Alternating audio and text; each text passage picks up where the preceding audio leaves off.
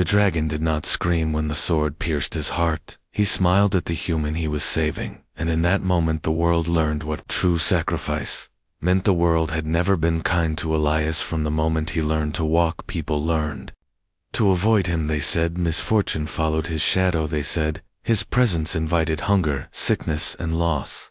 Elias learned early that silence was safer than words, that being invisible hurt less than being rejected. He lived on the edge of the village near the mountains, where broken things were forgotten. Every night he looked at the dark peaks, not because he dreamed of adventure, but because the mountains felt as lonely as he was. One night, the earth trembled, snow fell like dying stars, and something ancient collapsed into the ravine.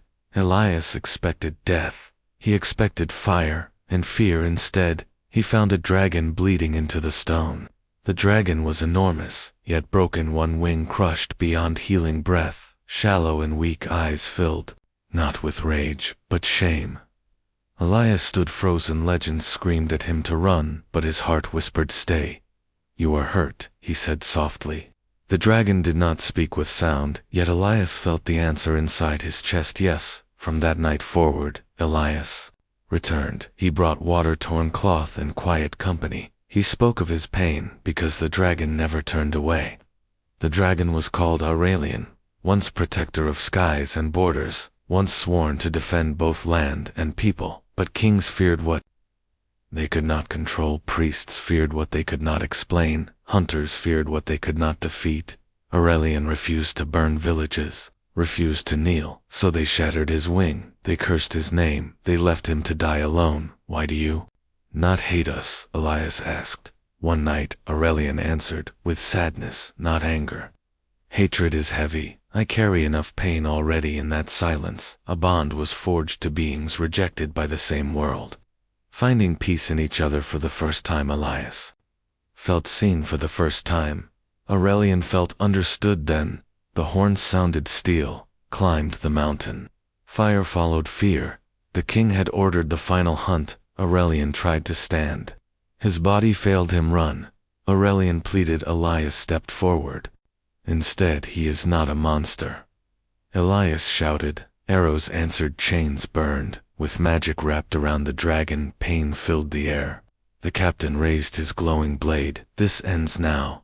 Aurelian pulled Elias close. "Listen to me, you must live." The blade fell. Aurelian shattered the chains and wrapped his body around Elias. The sword pierced his heart. The roar that followed was not rage, it was love.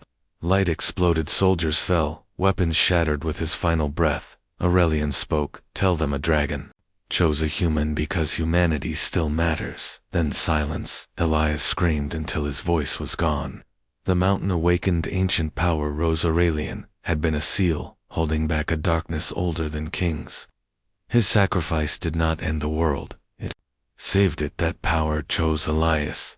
Years later, Elias walked the lands, no longer weak, no longer unseen. Where fear ruled, hope followed.